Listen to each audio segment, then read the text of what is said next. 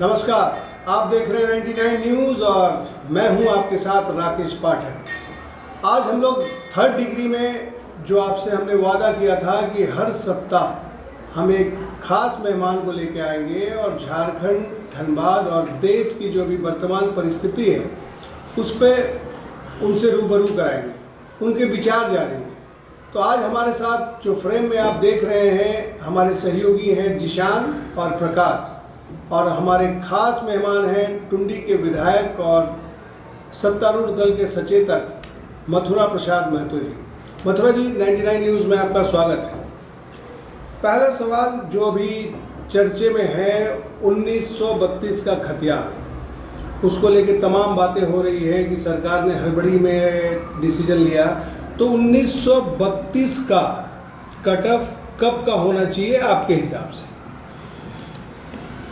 देखिए, 1932 तो एक तरह से ये नारा हो गया कि 1932, लेकिन ये मांग झारखंड मुक्ति मोर्चा ने अपने चुनावी एजेंडा में भी रखा था कि हमारी सरकार अगर बनता है तो हम 1932 को लागू करेंगे।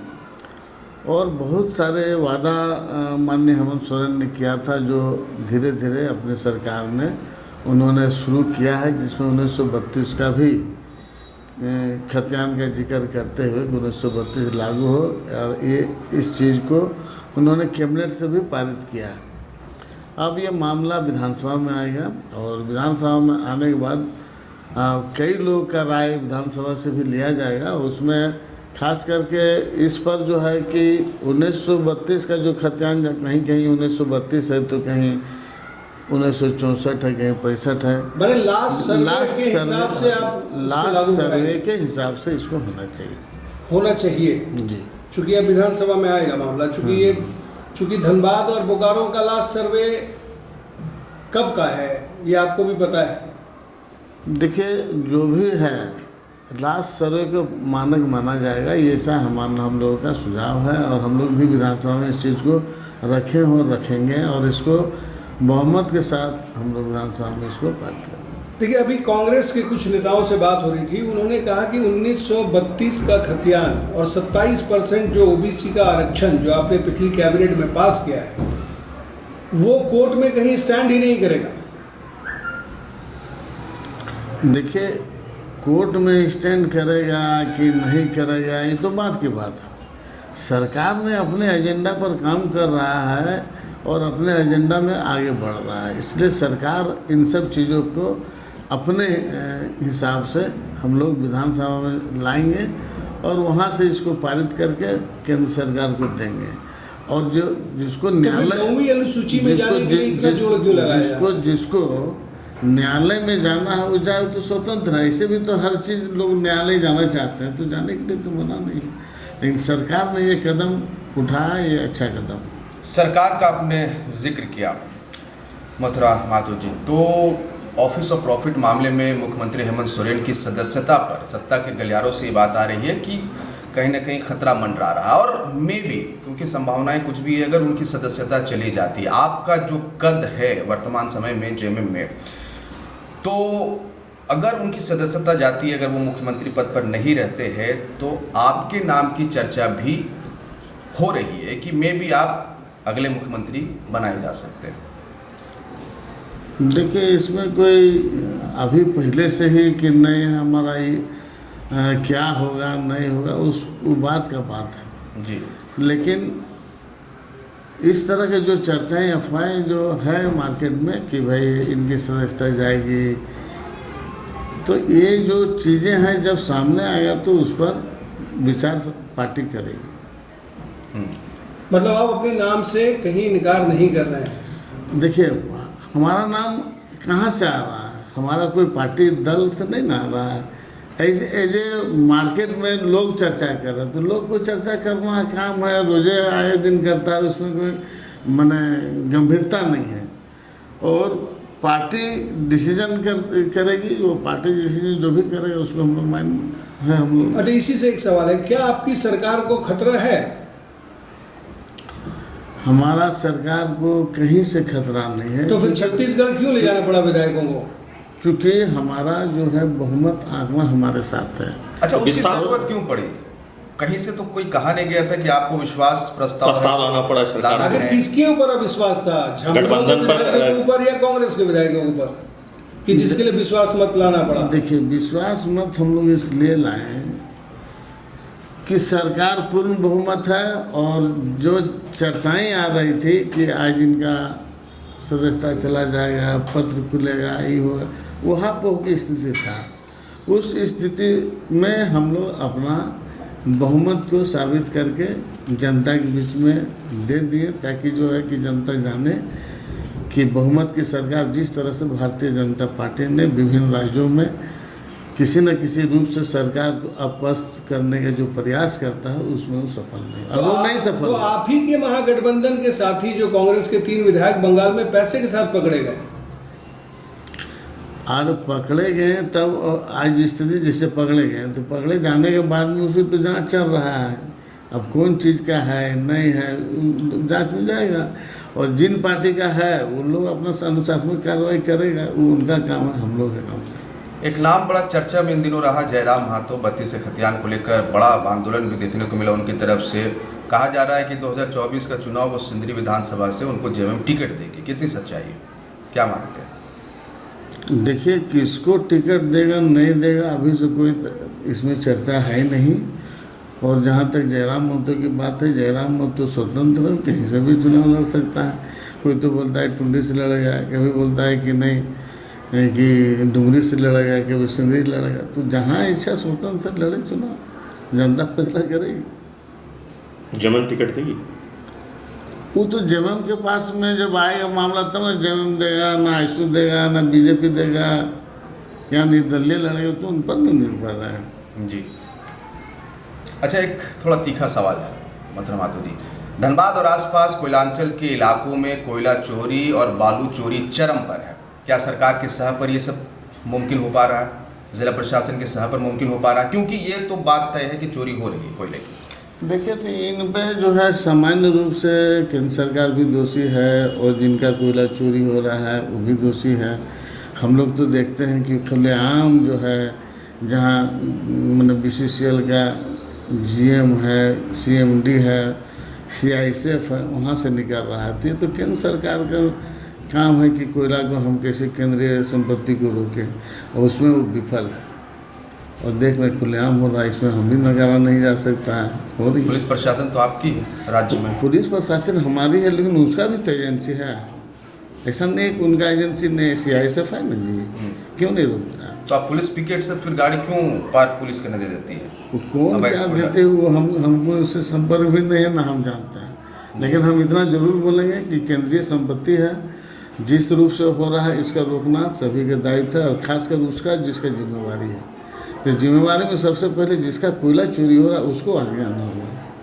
हम लोग तो आए दिन देखते हैं, हम लोग बोलते भी हैं, पदाधिकारी को भी बोलते हैं कि हम लोग को खराब लगता है कि ऐसा जा रहा है, लेकिन आप लोग नहीं कर रहे हैं। तो पदाधिकारी की मिली भगत से सब हो रहा है। CBI सब जांच करे, ये सब देखे और कैसे चोरी हुआ। तो CBI को तो आप यहाँ नहीं दे रहे, आप तो एक रेजुलेशन ला दिए कि बिना राज्य सरकार के परमिशन के CBI आएगी। तो ले भाई, मना क्या करता है? अभी ईडी कर रहा है ना, ईडी कर रहा है ना, क्यों मना कर रहा है? क्यों नहीं कर रहा है? आप कीजिए।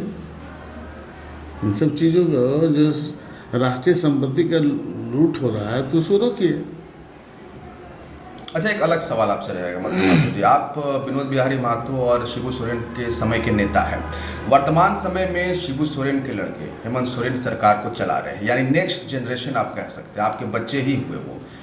क्या सामंजस्य आपसे बैठ रहा है उनका? सरकार किस तरह से चल रही है, आप क्या सोच रखते हैं?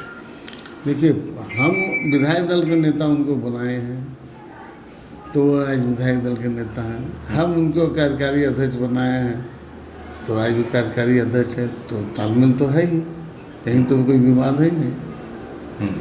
देखिए, एक लोकल सवाल है आपके धनबाद के संगठन को लेके। चूँकि जो महासचिव हैं धनबाद के संगठन के पवन महतो जी, वो आपके रिश्तेदार भी हैं, और रमेश टुड्डू जी के बीच जो विवाद चल रहा है, कल पवन महतो जी ने कहा कि जेएमएम में कोयला और लोहा चोरी को शामिल कराया जा रहा है। तो कहाँ आपके संगठन में फूट है? यहाँ देखिए, हर संगठन में थोड़ा बहुत मतांतर होता है, तो इन सब चीज़ों पर हमारी पार्टी जो है डिसीजन लिया हुआ है। 18 तारीख को बैठक है, इसका निराकरण हो जाएगा। जो पट्टाक्षेप है आपस में विवाद वो दूर हो जाएगा। क्योंकि अभी जो लास्ट मीटिंग अभी आप लोग रांची में जो किए, वहाँ भी कई लोग इसी बात की शिकायत को लेके गए थे, जिलाध्यक्ष की शिकायत को लेके। वहाँ पवन मोदी जी उनका नेतृत्व कर रहे थे।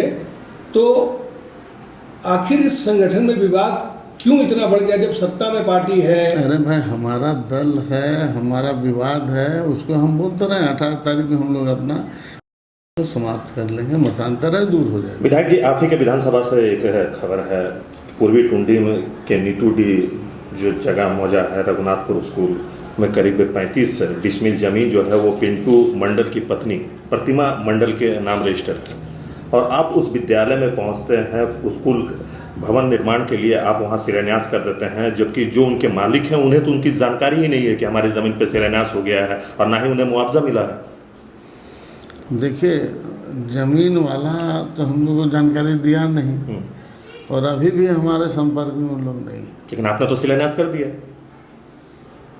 हमारा कहना है कि स्कूल प्रबंधन हमको बुलाएगा तो हम जाएंगे, हम तो ज़मीन के पेपर देखेंगे नहीं ना। हमको वहाँ पर आएगा मामला तब ना उसको हम देखेंगे। और बाद में भी जो अखबार मीडिया के माध्यम से हमको पता चला है, तो आप देख रहे हैं, तो हम उसको बोल दिए हैं कि भाई संपर्क हमसे कीजिए, दिखाइए क्या पेपर नहीं, तब ना हम उसको ऑथेंटिक में करेंगे। काम तो बंद है, काम तो चालू नहीं है। तो पेपर उनका है तो आगे रखेगा सक्षम पदाधिकारी का, तब न जानेगा कि मेरा है कि किसका है। एक बड़ा सवाल है मोहतरमा मातो जी, कुर्मी समाज को लेकर लगातार वो एसटी कैटेगरी में अपने आप को रखने की मांग करते रहे हैं। निर्मल महतो के बाद अगर कोई नेता बड़े कद का है तो वो आप है कुर्मी समाज के, तो फिर कुर्मी समाज को वो आरक्षण क्यों नहीं दिला पा रहे मोहतरमा मातो जी? देखिए, हम निर्मल महतो के कद के नहीं हैं और ना हमारा कद उतना ऊंचा है, लेकिन ये मांग है, चिर परिचित मांग है। पहले कुर्मी लोग अनुसूचित जनजाति में थे, लेकिन 1950-51 के बाद नहीं है। तो उसके लिए विभिन्न राज्यों में आंदोलन चल रहा है, जैसे बंगाल है, उड़ीसा है, झारखंड है। तो हम लोग भी चाहेंगे कि जो पुराना चिर परिचित मांग है और हमारे माननीय सांसद जो लोग भी प्रतिनिधित्व कर रहे हैं, वो लोग संसद में रख रहे हैं। हम लोग जब 2005 में विधायक बने, तो विधायक बनने के बाद ही अर्जुन मुंडा सरकार में हम लोगों ने भी प्रस्ताव झारखंड राज्य से इस कुर्मी को आदिवासी का दर्जा मिले, इसके लिए भेजा गया है।